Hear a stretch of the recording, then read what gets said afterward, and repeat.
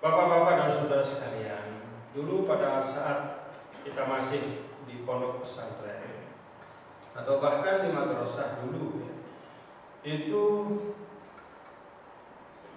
pelajaran, daftar pelajaran yang kita pelajari di pondok itu salah satunya adalah akidah akhlak. Betul nggak? Dulu akidah akhlak satu pelajaran. Jadi ada pelajaran fikih, tafsir, hadis, kemudian akidah akhlak. Bagi kita sekarang, pelajaran akidah akhlak itu sudah terpisah.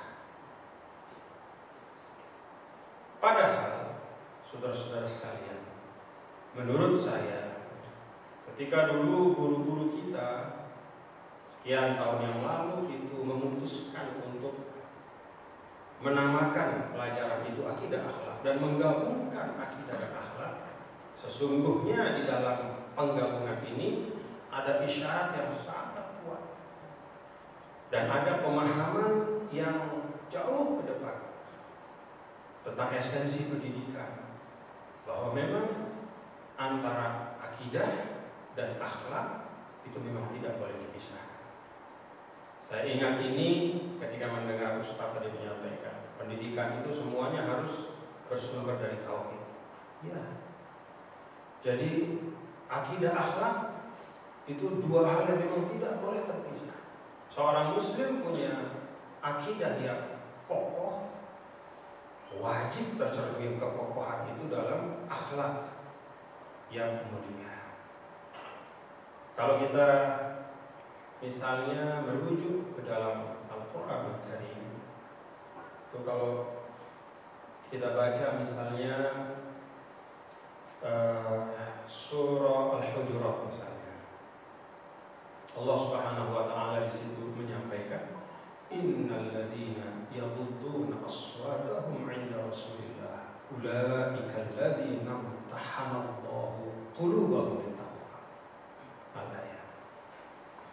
Bagaimana dalam ayat ini Allah meletakkan ukuran ketakwaan yang merupakan salah satu bukti akidah yang kokoh dalam diri seseorang, itu dengan satu perilaku yang kalau kita pandang sepintas seakan-akan sederhana sekali. Sesungguhnya orang-orang yang merendahkan suaranya ketika berjumpa dengan Rasulullah, itulah mereka yang hatinya sudah disaring, imtahanallahu qulubahum, sudah disaring, sudah dibersihkan, sudah diuji untuk ketakwaan.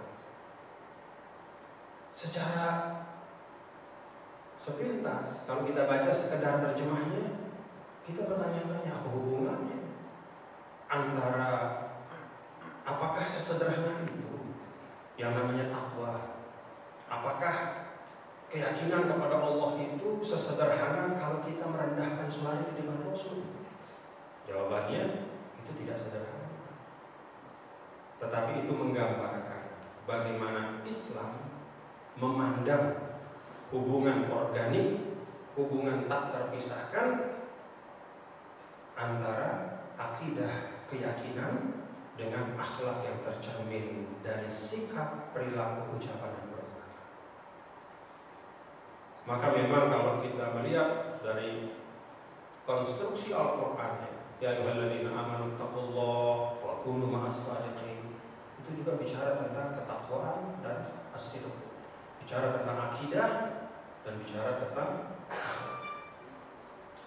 Nah, apa konteksnya dengan kita sekarang? Bapak-bapak dan saudara, kita boleh membuat apapun namanya lembaga pendidikan. Al-Musammayat itu boleh kita buat secanggih apapun untuk menyesuaikan dengan tren, katakanlah misalnya, menyesuaikan dengan kecenderungan orang sekarang yang suka dengan bahasa-bahasa yang menarik. Misalnya sekolah modern, madrasah modern, sekolah Islam terpadu, sekolah Islam integral, apa. Tetapi yang lebih penting kita ingat adalah integrasi antara akidah dan akhlak. Artinya semua proses pendidikan itu harus mampu menghasilkan seorang muslim yang kokoh akidahnya, kuat imannya, dan juga mulia akhlaknya. Nah, sayang bapak-bapak saudara sekalian, ya bagian ini memang karena sulitnya mungkin ya, karena beratnya, karena membutuhkan ketekunan, kesabaran, waktu yang panjang, sehingga oleh banyak pengelola sekolah itu tidak terlalu diperhatikan. Para pengelola sekolah itu lebih tertantang dan tertarik untuk bagaimana sekolahnya paling banyak menghasilkan lulusan yang nilainya tinggi. Itulah yang menjadi bahan advertorial. Jadi kalau ada sekolah misalnya awal tahun baru, dia pasti tulis di situ banyak. Sekolah A menghasilkan alumni-alumni yang paling banyak diterima di ITB, IPB, UI, masuk PTN. Tidak pernah ada sekolah yang mengeluarkan advertising atau bahan promosi yang tulisannya misalnya, sekolah kami alhamdulillah tidak pernah ada muridnya yang terlibat narkoba. Sekolah kami alhamdulillah dari mulai didirikan sampai sekarang tidak ada yang terlibat tawuran. Sekolah kami alhamdulillah dari mulai didirikan sampai sekarang sudah menghasilkan 50 atau 30 hufaz misalnya. Belum ada. Bahkan sekolah Islam sekalipun belum pernah saya lihat, kalau mungkin ada, tapi belum pernah saya lihat. Nah, ini pertanyaan mendasar dan menurut saya inilah yang perlu kita ingat.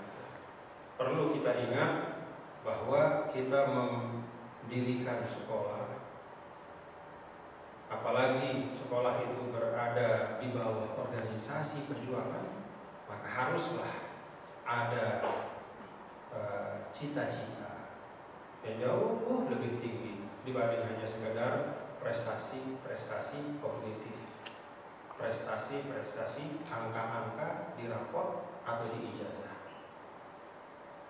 Itulah akidah dan akhlak. Maka mudah-mudahan madrasah-madrasah atau sekolah-sekolah Hidayatullah bisa menjadi contoh ya, untuk akidah dan akhlak itu, bisa menjadi contoh untuk mengembalikan kita semua kepada orientasi bahwa pendidikan adalah proses memanusiakan.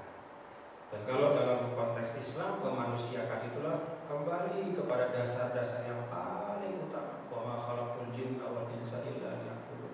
Huwallazi khalaqakum khala'ifa fil ardh. Huwallazi ja'alakum khala'ifa fil ardh. Huwa ansha'akum minal ardi wasta'marakum fiha. Konsep-konsep dasar.